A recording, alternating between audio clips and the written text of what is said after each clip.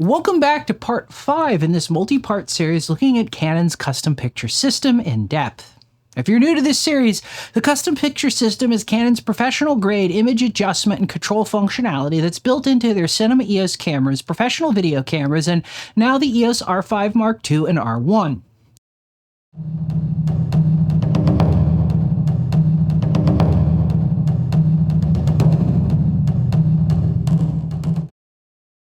In previous videos, I've covered how to use and navigate the custom picture system's menus, the available gamma curves, color spaces, and last time even some of the detailed adjustments that apply to everything.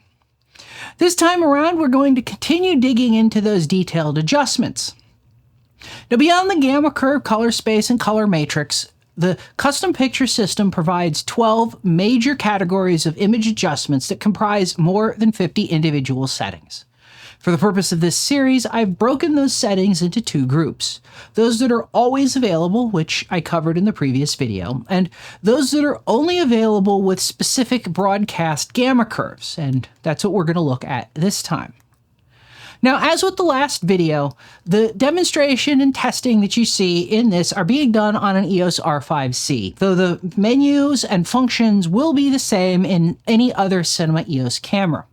Now, if you are an R5 Mark II or R1 user, you will find that the menus are slightly different, but the settings are all there and they functions all the same way.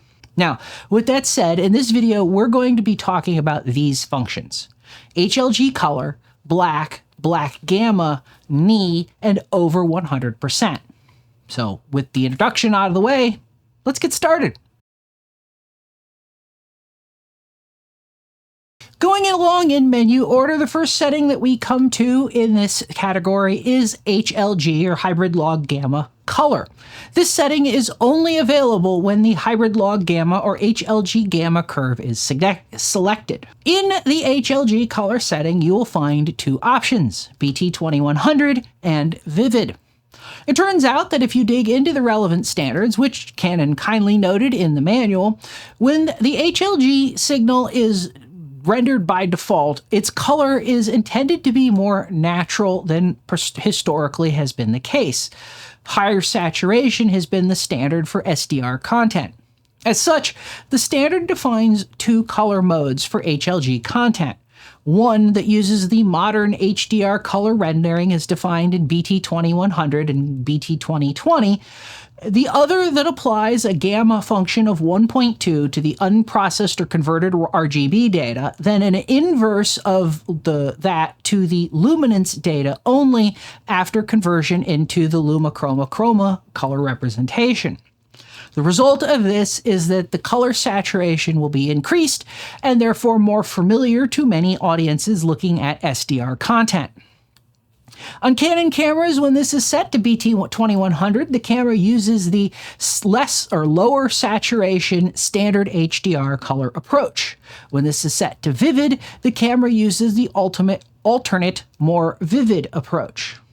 Now, as with all of these settings, this function is going to be most useful more than likely in a broadcast or live recording situation where you don't have color grading happening in post.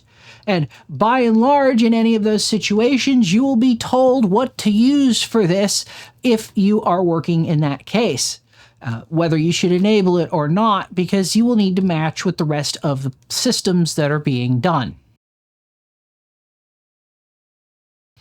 Continuing along in menu order, we come to the Black setting. The Black settings are only available when using the standard gammas, or one of the standard gammas, that is PQ, HLG, Canon 709, BT 709 standard, or 709 YDR. Put another way, when you're not using Canon log, you can use this. Now, when available, the Black function controls the black level and the black color balance. In the Black submenu, you'll find four options: Master Pedestal, Master Black Red, Master Black Blue, and Master Black Green. Master Pedestal controls the black space level. The range here is plus or minus 50 units, though it's not entirely clear to me what those units actually are. IREs, digital values of some kind of percentage. Canon doesn't tell you, and I haven't been able to quite figure it out.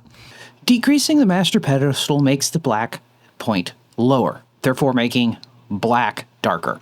And increasing it, of course, makes the black point higher, which makes it brighter. Now, the second part to the black setting controls the black's color balance. These settings do essentially the same thing as the white balance adjustments, the red, green, and blue gains that I covered in the last video, except this time the effect is limited only to the extreme shadows. In short, if the shadows in your footage have a pronounced color cast, maybe blue or magenta, you can use the master black, red, green, and blue adjustments here to remove it. Now, stepping up slightly from the bottom end, or the black point, brings us to the black gamma setting. So I think it might be more appropriate to call this the shadow gamma or a shadow adjustment. It doesn't actually affect the black point itself, but rather the gamma curve that is in the levels above it. Black gamma is only available when the standard BT709 curves are used. On Canon cinema cameras, that will either be BT709 normal or BT709 standard, but not BT709 Canon or BT709 YDR. Due to the limited dynamic range in a BT709 image, this is one of two techniques that are used to squeeze more information into a file, or more detail at least, by manipulating the gamma curve. The black gamma adjustment consists of three specific settings: level, range, and point. You can think about this whole process as modifying the gamma curve by moving a point, which causes the curve to conform to that new shape in that range. To see this effect clearly, let's take a look at how these settings affect this linear gradient as we adjust them. First is level. This offsets our theoretical point and therefore our gamma curve vertically in the input versus output graph that is what gamma curves work in. Increasing the level setting pushes the point and therefore the curve upwards. This increases shadow brightness and decreases shadow contrast. We see this in the image as the black becoming, or the shadows becoming dark gray, and the waveform rising in the shadow region. On the other hand, lowering the level lowers our theoretical point, and as a result, it pulls the gamma curve down with it and makes things darker. Now, this may sound a lot like the master pedestal setting. However, the master pedestal affects the black point, which is the blackest black in the frame, and this affects the shadow areas above it. That black point stays fixed. If we look at the same gradient, but this time change our master pedestal, we can see that with the black gamma level, the black color stays, or point stays at the edge of the gradient, while the grays above it change. With the master pedestal setting, that black point moves in the gradient itself. And one note of caution though, without also adjusting the point and range settings, it's possible to create an inversion in the gamma curve, which results in a dark area being rendered brighter than an actual bright area that's brighter than it. The next setting is range. Range controls how far into the midtones and highlights the black gamma settings new curve can extend. You can think of this as enabling you to feather the adjustment over a wider or narrower transition range in brightness levels. Finally, point controls where this theoretical adjustment point is located relative to the black point. Increasing the point's value pushes the gamma adjustment further away from the black point, increasing the dark levels that are affected or most affected by this adjustment. Now, on the other end of the exposure range, we find our next adjustment, knee. Knee, like black gamma, is only available with the BT709 normal or BT709 standard curves, not the Canon 709 or BT709 YDR. And like black gamma, this is an adjustment that's aimed at dealing with the limited dynamic range standard compliant BC709 format images have. The knee function adjusts the highlight portion of the BT709's gamma curve. Effectively, it bends the curve at a knee. A BT709 file can therefore then store more information in the highlights. Now, Keep in mind that this won't make these details or the highlights appear brighter, as would happen in the case of, say, an HDR format, but it does mean that those details are visible. The knee menu has 3 adjustments: slope, point, and saturation, and of course a setting to activate it. Before you can use the knee function, it must be activated using the activate setting. By default, this is actually on, and most BT709 recordings use a default knee adjustment. Setting this to off will disable the knee function, and the image will use the standard BT709 gamma curve throughout the highlight range. The next knee adjustment is slope. Broadly, the knee works by changing the highlight gamma curve to a linear function instead of its normal power function. The slope setting controls the slope or angle of this new linear curve. The slope's range is from -35 to +50. Point, the final setting here for adjusting the knee, controls where in the brightness range the knee actually falls, where that bend happens.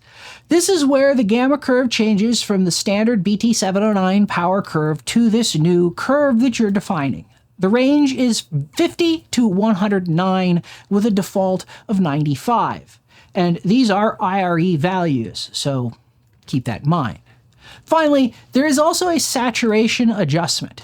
Because the knee setting is altering the highlight levels, in some cases, especially with more extreme adjustments, adjusting the color saturation in the knee region can be necessary.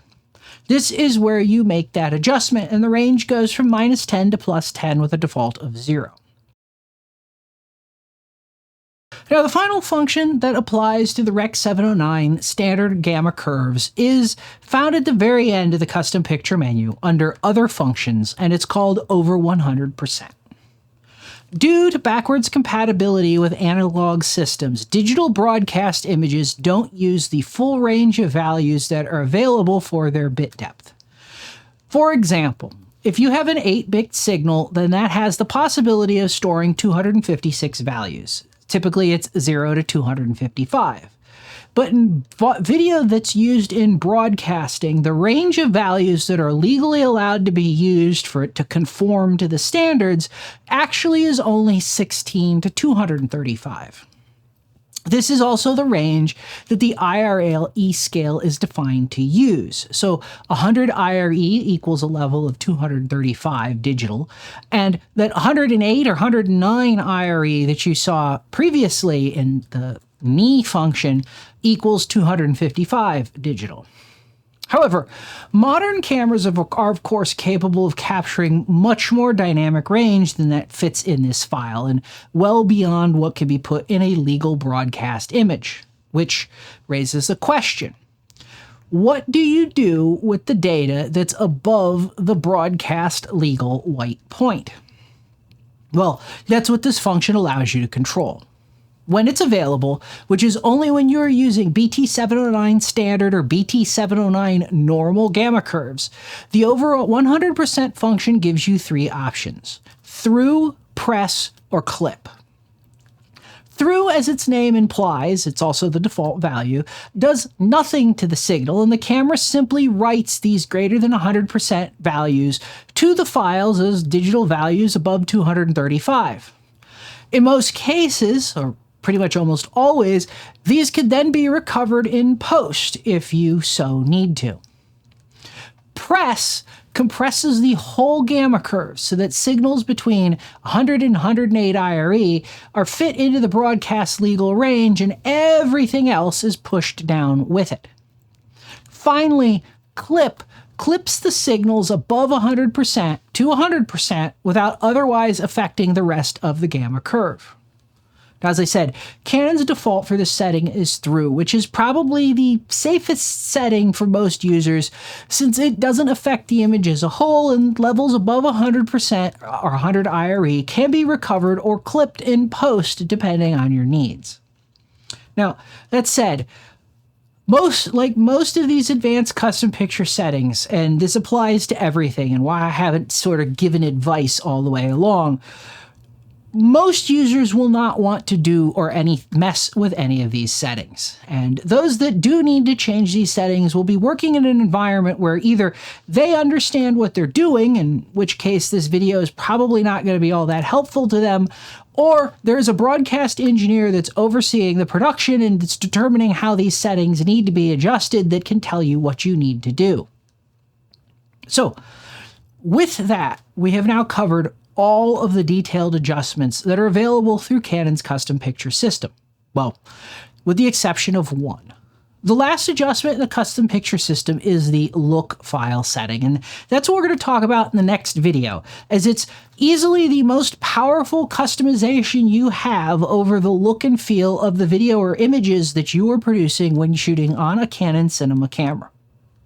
That said, I hope you found this useful, or at least interesting.